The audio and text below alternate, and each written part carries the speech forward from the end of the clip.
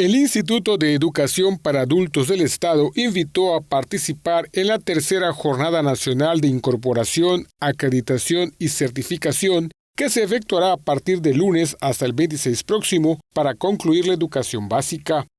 La entidad contará con 428 sedes distribuidas en diferentes sitios del Estado, por medio de sus 12 coordinaciones de zona, para que nadie se quede sin concluir su educación primaria, secundaria o acreditación de conocimientos.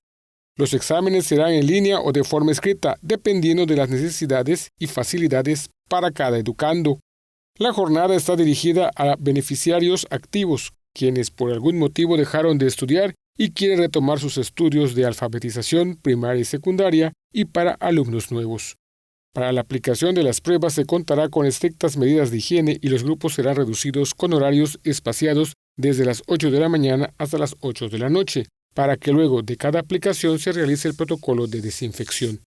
Para mayores informes, los interesados se pueden comunicar al teléfono 9999 23 80 44, extensión 518, de 9 de la mañana a 4 de la tarde.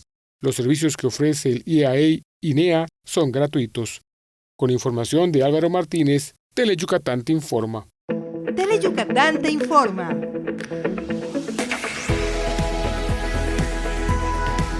Lunes a viernes, 3 de la tarde. Síguenos.